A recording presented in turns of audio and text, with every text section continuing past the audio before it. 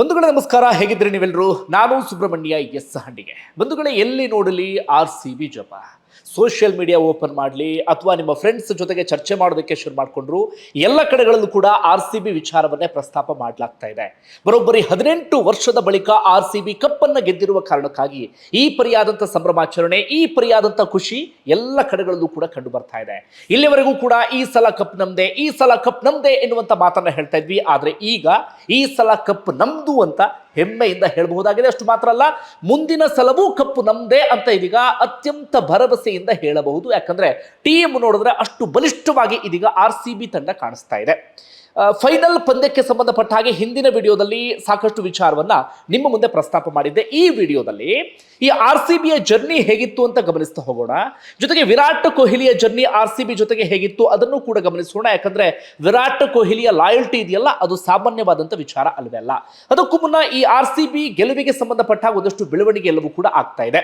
ಬಂಧುಗಳೇ, ನಿನ್ನೆಯಿಂದಲೂ ಕೂಡ ಸಾಕಷ್ಟು ಕಡೆಗಳಲ್ಲಿ ಸಂಭ್ರಮಾಚರಣೆ ನಡೀತಾ ಇದೆ. ಬೆಂಗಳೂರು ಮಾತ್ರ ಅಲ್ಲ, ರಾಜ್ಯದ ಮೂಲೆ ಮೂಲೆಯಲ್ಲೂ ಕೂಡ ಸೆಲೆಬ್ರೇಷನ್ ಬಹಳ ಜೋರಾಗಿತ್ತು. ನಾನು ಬೆಂಗಳೂರಿನಲ್ಲಿ ಇರುವ ಕಾರಣಕ್ಕಾಗಿ ಬೆಂಗಳೂರಿನ ಸೆಲೆಬ್ರೇಷನ್ ಅನ್ನು ಕಣ್ ತುಂಬಿಕೊಂಡೆ.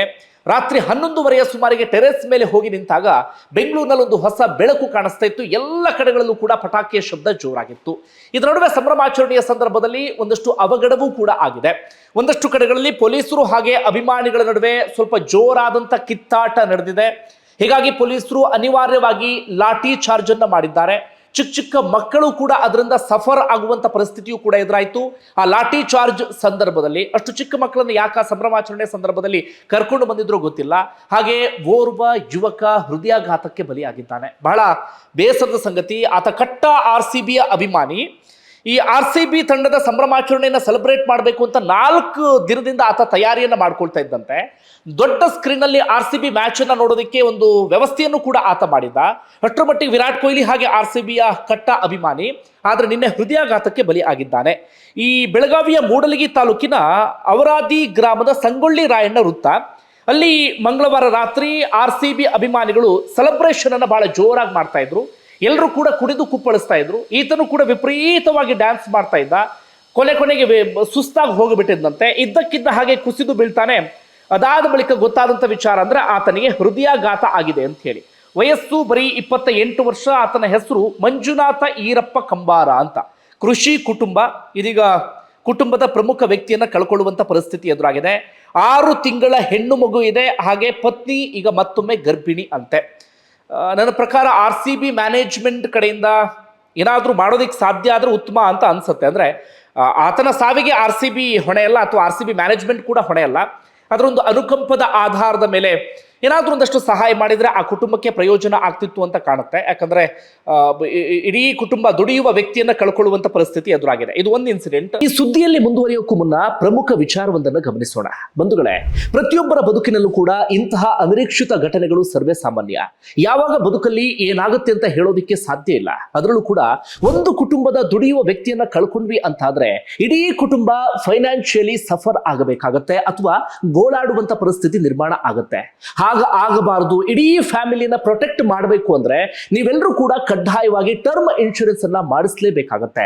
ಟರ್ಮ್ ಇನ್ಶೂರೆನ್ಸ್ ಅನ್ನ ಮಾಡಿಸಿದ್ರಿ ಅಂತಾದ್ರೆ ನಿಮ್ಮ ಅನುಪಸ್ಥಿತಿಯಲ್ಲೂ ಕೂಡ ನಿಮ್ಮ ಕುಟುಂಬ ಆರಾಮಾಗಿ ಜೀವನವನ್ನ ಕಳೆಯೋದಿಕ್ಕೆ ಅವಕಾಶ ಸಿಗುತ್ತೆ.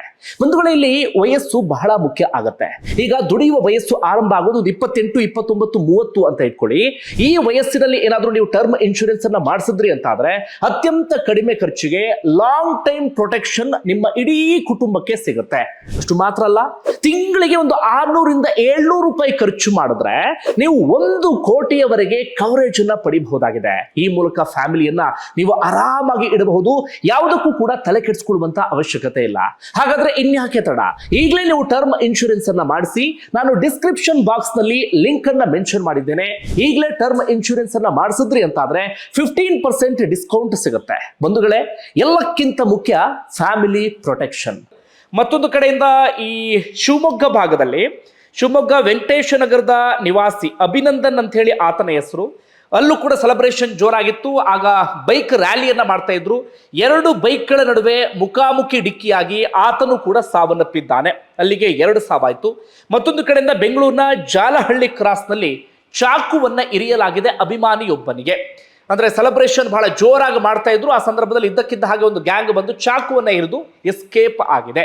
ಈ ರೀತಿಯಾಗಿ ಸೆಲೆಬ್ರೇಷನ್ ಸಂದರ್ಭದಲ್ಲಿ ಒಂದಷ್ಟು ಅವಘಡಗಳೆಲ್ಲವೂ ಕೂಡ ನಡೆದು ಹೋಗಿಬಿಟ್ಟಿದೆ. ಇದರ ನಡುವೆ ಇವತ್ತು ಬೆಂಗಳೂರಿನಲ್ಲಿ ಒಂದು ಕಾರ್ಯಕ್ರಮ ಇದೆ. RCB ತಂಡ ಈಗಾಗಲೇ ಬೆಂಗಳೂರಿಗೆ ಎಂಟ್ರಿ ಕೊಟ್ಟಾಗಿದೆ. ವಿಧಾನಸೌಧದ ಮುಂಭಾಗ RCB ತಂಡಕ್ಕೆ ಸನ್ಮಾನ ಇರುತ್ತೆ. CM ಸಿದ್ದರಾಮಯ್ಯ, DK ಶಿವಕುಮಾರ್ ಇಂಥವರೆಲ್ಲರೂ ಕೂಡ ಆ ಕಾರ್ಯಕ್ರಮದಲ್ಲಿ ಭಾಗಿಯಾಗ್ತಾರೆ. ಆದರೆ ಯಾರಿಗೂ ಕೂಡ ಆ ಸಂದರ್ಭದಲ್ಲಿ ವಿಧಾನಸೌಧ ಒಳಗಡೆ ಎಂಟ್ರಿ ಇಲ್ಲ. ಆರಂಭದಲ್ಲಿ ಪೆರೇಡ್ಗೆ ಅಂತ ಪ್ಲಾನ್ ಮಾಡ್ಕೊಂಡಿದ್ರು. ತೆರೆದ ಬಸ್ನಲ್ಲಿ ಒಂದಷ್ಟು ದೂರಗಳ ಕಾಲ ಪೆರೇಡ್ ಮಾಡಬೇಕು ಅಂತ ಹೇಳಿ, ಅದರ ಸೆಕ್ಯೂರಿಟಿ ಉದ್ದೇಶದಿಂದ ಹೆಚ್ಚು ಕಡಿಮೆ ಒಂದು 2 ಲಕ್ಷ ಜನ ಸೇರಬಹುದು ಎನ್ನುವಂಥ ನಿರೀಕ್ಷೆ ಇತ್ತು. ಹಾಗಾಗಿ ಸೆಕ್ಯೂರಿಟಿ ಉದ್ದೇಶದಿಂದ ಆ ಪೆರೇಡ್ ಅನ್ನ ಕ್ಯಾನ್ಸಲ್ ಮಾಡಲಾಗಿದೆ. ಆದರೆ ಚಿನ್ನಸ್ವಾಮಿ ಕ್ರೀಡಾಂಗಣದಲ್ಲಿ ಅಂತಿಮವಾಗಿ ಸಂಭ್ರಮಾಚರಣೆ ಇರುತ್ತೆ. ಸಂಜೆ ಒಂದು 5 ಗಂಟೆಯ ಸುಮಾರಿಗೆ ಆರಂಭ ಆಗುತ್ತೆ. ಇನ್ನೇನು ಸ್ವಲ್ಪ ಹೊತ್ತಿಗೆ ಆ ಕಾರ್ಯಕ್ರಮಗಳೆಲ್ಲವೂ ಕೂಡ ಹಂತ ಹಂತವಾಗಿ ಆರಂಭ ಆಗ್ತಾ ಹೋಗುತ್ತೆ. ನಿಮ್ಮಲ್ಲಿ ಒಂದಷ್ಟು ಜನ ಈ ವಿಡಿಯೋವನ್ನು ನೋಡುವಷ್ಟರಲ್ಲಿ ಆ ಕಾರ್ಯಕ್ರಮ ಆರಂಭವೂ ಕೂಡ ಆಗಿರಬಹುದು. ಇದು RCB ಗೆಲುವಿಗೆ ಸಂಬಂಧಪಟ್ಟ ಹಾಗೆ ಸದ್ಯದ ಬೆಳವಣಿಗೆ. ಈಗ RCBಯ ಹಿನ್ನೆಲೆಯನ್ನು ಗಮನಿಸೋಣ, ಅಥವಾ ಹೆಂಗೆ ತಂಡದ ಜರ್ನಿ ಇತ್ತು ಅಂತ ಹೇಳಿ. IPL ಅನ್ನುವಂಥ ಒಂದು ಹೊಸ ಅಧ್ಯಾಯ ಶುರು ಆಗತ್ತೆ. ಆಗ ಬೆಂಗಳೂರಿನ ಒಂದು ತಂಡ ಇರುತ್ತೆ, RCB ಎನ್ನುವಂಥ ತಂಡ. ಆ ತಂಡವನ್ನ ವಿಜಯ್ ಮಲ್ಯ ಕೊಂಡುಕೊಳ್ತಾರೆ. ಎಷ್ಟಕ್ಕೆ? $111.6 ಮಿಲಿಯನ್ಗೆ ಡಾಲರ್ ಲೆಕ್ಕಾಚಾರದಲ್ಲಿ ಅಷ್ಟು ದೊಡ್ಡ ಮೊತ್ತಕ್ಕೆ RCB ತಂಡವನ್ನು ಅವರು ಕೊಂಡುಕೊಳ್ತಾರೆ. ವಿಜಯ್ ಮಲ್ಯ ಕೊಡುಗೆ RCB ತಂಡದ ಬೆಳವಣಿಗೆಯಲ್ಲಿ ಬಹಳ ಇದೆ. Virat Kohli, AB de Villiers, Chris Gayle ಇಂಥ ದೊಡ್ಡ ದೊಡ್ಡ ಪ್ಲೇಯರ್ಸ್ಗಳು ಬರೋದಕ್ಕೆ ವಿಜಯ್ ಮಲ್ಯ ಕಾರಣ. 2016 ಕೂಡ ವಿಜಯ್ ಮಲ್ಯ ಓನರ್ಶಿಪ್ ಇತ್ತು. ಈ ಚಿಯರ್ ಗರ್ಲ್ಸ್ ಅಂತ ಏನು ಕರಿತೀವಿ, ಅವರು ಬಂದಿದ್ದು ವಿಜಯ್ ಮಲ್ಯ ಮೂಲಕ. ಈ IPL ಟೀಮ್ನ ಸೆಲೆಬ್ರೇಷನ್ ಬೇರೆ ಹಂತಕ್ಕೆ ಹೋಗಿದ್ದು ಕೂಡ ವಿಜಯ್ ಮಲ್ಯ ಮೂಲಕ. ಆಟಗಾರರಿಗೆ ಅದ್ಭುತವಾದಂಥ ಫೆಸಿಲಿಟೀಸ್ಗಳನ್ನು ಕೊಡ್ತಾ ಇದ್ದು ವಿಜಯ್ ಮಲ್ಯ. ಈ ರೀತಿಯಾಗಿ RCB ತಂಡವನ್ನು ಆರಂಭದಿಂದ ಕಟ್ಟಿ ಬೆಳೆಸುವಲ್ಲಿ ವಿಜಯ್ ಮಲ್ಯ ಪಾತ್ರ ಬಹಳ ಮುಖ್ಯವಾಯಿತು. 2008ರಲ್ಲಿ IPLನ ಮೊದಲ ಸೀಸನ್ RCB ತಂಡಕ್ಕೆ ರಾಹುಲ್ ದ್ರಾವಿಡ್ ಐಕಾನ್ ಪ್ಲೇಯರ್ ಆಗಿರ್ತಾರೆ. ರಾಹುಲ್ ದ್ರಾವಿಡ್ ಆಗ ಪ್ರಮುಖ ಅಟ್ರಾಕ್ಷನ್ ಕೂಡ ಆಗಿರ್ತಾರೆ. ಹಾಗೆ ಮೊದಲ ಸೀಸನ್ ಅನ್ನ ರಾಹುಲ್ ದ್ರಾವಿಡ್ ನಾಯಕತ್ವದಲ್ಲೇ ಫೇಸ್ ಮಾಡಬೇಕಾಗುತ್ತೆ. ಆಗ RCB ತಂಡ ಸಹಜವಾಗಿ ಒಂದಷ್ಟು ಅವಮಾನ, ಕುಹಕ ಎಲ್ಲವನ್ನೂ ಕೂಡ ಫೇಸ್ ಮಾಡಿತ್ತು. ಯಾಕಂದ್ರೆ ಬಹುತೇಕ ಟೆಸ್ಟ್ ಪ್ಲೇಯರ್ಸ್ಗಳೇ ತುಂಬಿ ತುಳುಕ್ತಾ ಇದ್ದಾರೆ ಅಂತ ಹೇಳಿ. ಅದೇ ಪ್ರಕಾರವಾಗಿ 2008ರಲ್ಲಿ ಲೀಗ್ ಸ್ಟೇಜ್ನಲ್ಲೇ RCB ಹೊರಬೀಳುತ್ತೆ. 10 ಸೋಲು 4 ಗೆಲುವು ಮೊದಲ ಸೀಸನ್ ಅಲ್ಲಿ. 2009 ರನ್ನರ್ ಅಪ್ ಆಗುತ್ತೆ. 2009 ಎರಡನೇ ಸೀಸನ್ ಅಲ್ಲೇ RCB ಫೈನಲ್ ಹೋಗುತ್ತೆ. ಆಗ 7 ಸೋಲನ್ನ ಕಂಡಿದ್ರೆ 9 ಗೆಲುವನ್ನ ಕಂಡಿರುತ್ತೆ. ಒಂದಷ್ಟು ಏರಿಳಿತದ ಮೂಲಕ RCB ಫೈನಲ್ ವರೆಗೆ ಬಂದಿರುತ್ತೆ. ಆದರೆ ಕಪ್ ಗೆಲ್ಲೋದಿಕ್ಕೆ ಸಾಧ್ಯ ಆಗಲಿಲ್ಲ. 2010 ಥರ್ಡ್ ಪ್ಲೇಸ್, 8 ಸೋಲು 8 ಗೆಲುವನ್ನ ಕಂಡಿರುತ್ತೆ. 2011 ಮತ್ತೊಮ್ಮೆ ಆ ಸಂದರ್ಭದಲ್ಲಿ ವೆಟೋರಿ ನಾಯಕತ್ವದಲ್ಲಿ RCB ಫೈನಲ್ಗೆ ಬರುತ್ತೆ. ಆಗಲೂ ಕೂಡ ಒಂದಷ್ಟು ಏರಿಳಿತಗಳನ್ನು ಕಂಡಿರುತ್ತೆ. 6 ಸೋಲು 10 ಗೆಲುವನ್ನ ಕಂಡಿರುತ್ತೆ RCB. 2012ರಲ್ಲಿ ಲೀಗ್ ಸ್ಟೇಜ್ನಲ್ಲೇ ಡಮಾರ್ 7 ಸೋಲು 8 ಗೆಲುವು. 2013 ಲೀಗ್ ಸ್ಟೇಜ್ 7 ಸೋಲು 9 ಗೆಲುವು. ಆದರೆ ಲೀಗ್ ಸ್ಟೇಜ್ನಲ್ಲೇ ಹೊರಬೀಳಬೇಕಾಗತ್ತೆ. 2014 ಲೀಗ್ ಸ್ಟೇಜ್ನಲ್ಲೇ 7 ಸೋಲು 9 ಗೆಲುವು. ಅದೇ ರೀತಿಯಾಗಿ 2014ರಲ್ಲೂ ಕೂಡ ಲೀಗ್ ಸ್ಟೇಜ್ನಲ್ಲೇ ಹೊರಗಡೆ 9 ಸೋಲು 5 ಗೆಲುವು. 2015 ಥರ್ಡ್ ಪ್ಲೇಸ್, ಸ್ವಲ್ಪ ಪರವಾಗಿಲ್ಲ ಎನ್ನುವ ರೀತಿಯಲ್ಲಿ 6 ಸೋಲು 8 ಗೆಲುವು. 2016 ಮತ್ತೊಮ್ಮೆ ರನ್ನರ್ ಅಪ್. ಆಗ ವಿರಾಟ್ ಕೊಹ್ಲಿಗೆ ಮುಟ್ಟಿದ್ದೆಲ್ಲವೂ ಕೂಡ ಚಿನ್ನ ಎನ್ನುವಂಥ ಸಂದರ್ಭ 2016. ಇನ್ನೇನು RCB ಗೆದ್ದೇ ಬಿಡುತ್ತೆ ಅಂತ ಪ್ರತಿಯೊಬ್ಬರು ಕೂಡ ಅಂದ್ಕೊಂಡಿದ್ರು. ಆದರೆ ಹೈದರಾಬಾದ್ ವಿರುದ್ಧ RCB ಸೋಲನ್ನು ಕಾಣುತ್ತೆ. ಆಗ 7 ಸೋಲು 9 ಗೆಲುವು. 2017 ಲೀಗ್ ಸ್ಟೇಜ್ನಲ್ಲಿ ಡಮಾರ್ ಬರೋಬ್ಬರಿ 10 ಸೋಲು 3 ಗೆಲುವು. 2018 ಲೀಗ್ ಸ್ಟೇಜ್ 8 ಸೋಲು 6 ಗೆಲುವು. 2019 ಲೀಗ್ ಸ್ಟೇಜ್ 8 ಸೋಲು 5 ಗೆಲುವು. 2020 ಪ್ಲೇ ಆಫ್ ವರೆಗೆ ಬಂದಿದ್ರು, 8 ಸೋಲು 7 ಗೆಲುವು.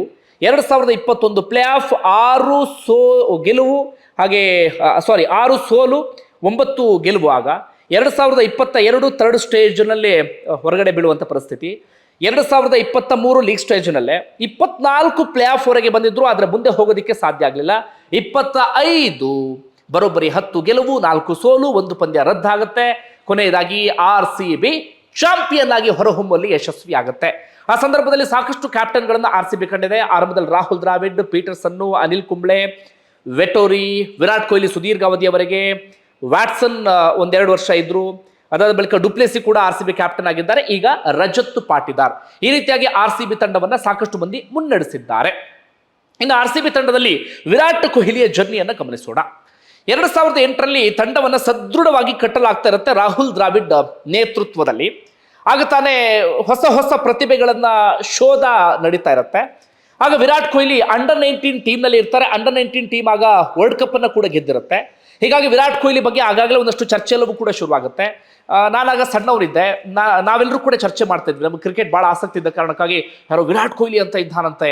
ಆನಂತರ ನಾವು ಉನ್ಮುಕ್ತ ಚಾಂದ್ ಬಗ್ಗೆಯೂ ಕೂಡ ಚರ್ಚೆ ಮಾಡಿದ್ವಿ ಮುಂದಿನ ದಿನಗಳಲ್ಲಿ. ಆದ್ರೆ ಆಗ ಹೇಳ್ತಾ ಇದ್ವಿ ವಿರಾಟ್ ಕೊಹ್ಲಿ ಅಂಡರ್-19 ಬಹಳ ಅದ್ಭುತವಾದಂಥ ಪ್ಲೇಯರ್ ಅಂತೆ, ಹಾಗೆ ಹೀಗೆ ಅಂತ ಹೇಳಿ. ಆಗ ಒಂದಷ್ಟು ಚರ್ಚೆ ಆಗ್ತಿರುತ್ತೆ. IPL ಆಕ್ಷನ್ ನಡೀತಾ ಇರುತ್ತೆ. ಆಕ್ಷನ್ ನಡೆಯುವಂತ ಸಂದರ್ಭದಲ್ಲಿ ಎಲ್ಲರೂ ಅಂದ್ಕೊಂಡಿದ್ದು ವಿರಾಟ್ ಕೊಹ್ಲಿಯನ್ನ ಡೆಲ್ಲಿ ಡೇ ಡೆವಿಲ್ಸ್ ಪರ್ಚೇಸ್ ಮಾಡ್ಬೋದು ಅಥವಾ ಡೆಲ್ಲಿ ತಂಡ ಪರ್ಚೇಸ್ ಮಾಡಬಹುದು ಅಂತ ಹೇಳಿ. ಆದ್ರೆ ಹಾಗ ಆಗ್ಲಿಲ್ಲ. ಡೆಲ್ಲಿ ಅವರು ಅಂಥದ್ದೊಂದು ಪ್ರಯತ್ನವನ್ನು ಕೂಡ ಪಡಲಿಲ್ಲ. ಆಗ 20 ಲಕ್ಷಕ್ಕೆ ವಿರಾಟ್ ಕೊಹ್ಲಿಯನ್ನ ತನ್ನ ತಂಡಕ್ಕೆ ಸೇರಿಸಿಕೊಂಡಿದ್ದು RCB. ಅಲ್ಲಿಂದ ವಿರಾಟ್ ಕೊಹ್ಲಿಯ ಜರ್ನಿ ಶುರುವಾಗುತ್ತೆ. RCB ತಂಡ ಕೂಡ ವಿರಾಟ್ ಕೊಹ್ಲಿಗೆ ಅಷ್ಟೇ ಮರ್ಯಾದೆ ಕೊಡುತ್ತೆ. ವಿರಾಟ್ ಕೊಹ್ಲಿ ಕೂಡ RCB ತಂಡಕ್ಕೆ ಅಷ್ಟೇ ಗೌರವ ಮರ್ಯಾದೆಯನ್ನು ಕೊಡ್ತಾರೆ, ಲಾಯಲ್ಟಿಯನ್ನು ಪ್ರದರ್ಶನ ಮಾಡ್ತಾರೆ. RCB ಕೊಟ್ಟಂತ ಗೌರವ ಅಂದ್ರೆ 2008ರಲ್ಲಿ ಪರ್ಚೇಸ್ ಮಾಡುತ್ತೆ. ಅದಾದ ಬಳಿಕ ವಿರಾಟ್ ಕೊಹ್ಲಿಯನ್ನ ಯಾವತ್ತೂ ಕೂಡ ಕೈ ಬಿಟ್ಟಿಲ್ಲ. ಹೀಗಾಗಿ IPL ಆಕ್ಷನ್ ಅಲ್ಲಿ ವಿರಾಟ್ ಕೊಹ್ಲಿ ಕಾಣಿಸುವಂತ ಪರಿಸ್ಥಿತಿಯೇ ಎದುರಾಗೋದಿಲ್ಲ. ಆಕ್ಷನ್ ಮುಂಚೆನೆ ವಿರಾಟ್ ಕೊಹ್ಲಿಯನ್ನ RCB ರಿಟೈನ್ ಮಾಡ್ತಾ ಇತ್ತು, ಅಂದ್ರೆ ತಂಡದಲ್ಲೇ ಉಳಿಸಿಕೊಳ್ಳುವಂತ ಕೆಲಸವನ್ನ ಮಾಡ್ತಾ ಇತ್ತು. ಹೀಗಾಗಿ RCB ಕೊನೆಯವರೆಗೂ ಕೂಡ ಅದೇ ಮರ್ಯಾದೆಯನ್ನ ಕೊಡ್ತಾ ಹೋಯ್ತು. ಅಷ್ಟು ಮಾತ್ರ ಅಲ್ಲ, 2013ರಿಂದ ನಿರಂತರವಾಗಿ ಕ್ಯಾಪ್ಟನ್ಶಿಪ್ ಕೂಡ ವಿರಾಟ್ ಕೊಹ್ಲಿಗೆ RCB ಕೊಡುತ್ತೆ. ಇನ್ನು ವಿರಾಟ್ ಕೊಹ್ಲಿಯ ಲಾಯಲ್ಟಿ ಬಗ್ಗೆ ಮಾತಾಡೋದಾದ್ರೆ, ವಿರಾಟ್ ಕೊಹ್ಲಿ ಕೂಡ ಬೇರೆ ತಂಡಕ್ಕೆ ಸೇರ್ಪಡೆ ಆಗುವಂತ ಅವಕಾಶ ಇತ್ತು. RCB ತಂಡವನ್ನ ಬಿಟ್ಟು ಹೋಗಬಹುದಿತ್ತು, ತನ್ನ ಊರಾಗಿರುವಂತ ಡೆಲ್ಲಿ ಕಡೆಗೂ ಕೂಡ ಹೋಗಬಹುದಿತ್ತು. ಆದ್ರೆ ವಿರಾಟ್ ಕೊಹ್ಲಿ ಅಂತಹ ಪ್ರಯತ್ನವನ್ನ ಪಡಲಿಲ್ಲ. ಅದರ ಬದಲಾಗಿ RCB ತಂಡದಲ್ಲೇ ಉಳ್ಕೊಳ್ತಾರೆ. ತನು ಮನ ಧನ ಎಲ್ಲವನ್ನೂ ಕೂಡ RCB ತಂಡಕ್ಕೆ ಅರ್ಪಿಸ್ತಾರೆ. ಬರ್ತಾ ಬರ್ತಾ ಬರ್ತಾ ಬರ್ತಾ ಬೆಂಗಳೂರು ಜೊತೆಗೆ ಒಂದು ಕ್ಲೋಸ್ ರಿಲೇಶನ್ಶಿಪ್ RCBಗೆ ವಿರಾಟ್ ಕೊಹ್ಲಿಗೆ ಬೆಳೆಯೋದಕ್ಕೆ ಶುರುವಾಗುತ್ತೆ. ಜನರಿಗೂ ಕೂಡ ಅಷ್ಟೇ, ಬೆಂಗಳೂರಿನ ಜನರಿಗೂ ಕೂಡ ವಿರಾಟ್ ಕೊಹ್ಲಿಯ ಜೊತೆಗೆ ಒಂದು ಒಳ್ಳೆ ಬಾಂಡಿಂಗ್ ಬೆಳೆಯೋದಕ್ಕೆ ಶುರುವಾಗುತ್ತೆ. ಇದು ವಿರಾಟ್ ಕೊಹ್ಲಿ RCB ತಂಡಕ್ಕೆ ಸೇರ್ಪಡೆ ಆಗಿದ್ದು, ಅದಾದ ಬಳಿಕ ಲಾಯಲ್ಟಿ ತೋರಿಸಿದ್ದು. ಇನ್ನು ವಿರಾಟ್ ಕೊಹ್ಲಿಯ ಸ್ಕೋರ್ ಅನ್ನು ಗಮನಿಸ್ತಾ ಹೋಗೋದಾದ್ರೆ, ಮೊದಲ ಸೀಸನ್ 2008ರಲ್ಲಿ ಬರೀ 165 ರನ್ ಅನ್ನು ಗಳಿಸಿದ್ರು ಇಡೀ ಇದರಲ್ಲಿ. ಆದ್ರೆ ಮುಂದಿನ ಸೀಸನ್ ಅಲ್ಲಿ ವಿರಾಟ್ ಕೊಹ್ಲಿಯನ್ನ ಕೈ ಬಿಡಲಿಲ್ಲ. ಮುಂದಿನ ಸೀಸನ್ ಅಲ್ಲಿ 246, 2010ರಲ್ಲಿ 307, 11ರಲ್ಲಿ 557, 12ರಲ್ಲಿ 364, 13ರಲ್ಲಿ 634, 14ರಲ್ಲಿ 359, 15ರಲ್ಲಿ 565, 16 ಮುಟ್ಟಿದ್ದೆಲ್ಲವೂ ಚಿನ್ನ. 400 IPL ಅಲ್ಲಿ 973 ರನ್ ಅನ್ನ ವಿರಾಟ್ ಕೊಹ್ಲಿ ಗಳಿಸ್ತಾರೆ, ದಾಖಲೆ ಅದು. 17ರಲ್ಲಿ 308, 18ರಲ್ಲಿ 530, 19ರಲ್ಲಿ 464, 20ರಲ್ಲಿ 466, 21 405, 22ರಲ್ಲಿ 341, 23ರಲ್ಲಿ 639, 24ರಲ್ಲಿ ಕಳೆದ ಸೀಸನ್ 741, ಈ ಸೀಸನ್ ಅಲ್ಲಿ 657. ಭರ್ಜರಿಯಾದಂಥ ಫಾರ್ಮ್ ವಿರಾಟ್ ಕೊಹ್ಲಿಯದ್ದು IPL ನಲ್ಲಿ ಕಂಡು ಬಂದಿದೆ. ಅಂತಿಮವಾಗಿ ಇದೀಗ RCB ಕಪ್ಪನ್ನು ಗೆಲ್ಲುವ ಮೂಲಕ ವಿರಾಟ್ ಕೊಹ್ಲಿಗೆ ಒಂದು ಅದ್ಭುತವಾದಂಥ ಕೊಡುಗೆಯನ್ನ ಕೊಟ್ಟಿದೆ. ಯಾಕಂದ್ರೆ ವಿರಾಟ್ ಕೊಹ್ಲಿ ಎಲ್ಲವರೆಗೆ ಸಲ್ಲಿಸಿರುವಂತಹ ಸೇವೆಗೆ ಒಂದೊಳ್ಳೆ ಕೊಡುಗೆಯನ್ನು ಕೊಟ್ಟಂತಾಯ್ತು. ಒಟ್ಟಾರೆಗೆ RCB ಗೆಲುವಿನಿಂದ ನಾವು ಪಾಠ ಕಲಿಯೋದು ಕೂಡ ಸಾಕಷ್ಟಿದೆ. ಸಾಕಷ್ಟು ಅವಮಾನ, ಕುಹಕ, ವ್ಯಂಗ್ಯ ಇದೆಲ್ಲವನ್ನು ಕೂಡ ಫೇಸ್ ಮಾಡಿ ಕೊನೆಯದಾಗಿ RCB ಕಪ್ ಗೆಲ್ಲುವಲ್ಲಿ ಯಶಸ್ವಿಯಾಗಿದೆ. ಬಂಧುಗಳೇ, ನಿಮ್ಗೆ ಏನಿಸ್ತದೆ ಅದನ್ನು ಕಮೆಂಟ್ ಬಾಕ್ಸ್ ಅಲ್ಲಿ ಮೆನ್ಷನ್ ಮಾಡಿ. ಧನ್ಯವಾದ ವಿಡಿಯೋ ನೋಡಿದ್ದಕ್ಕಾಗಿ.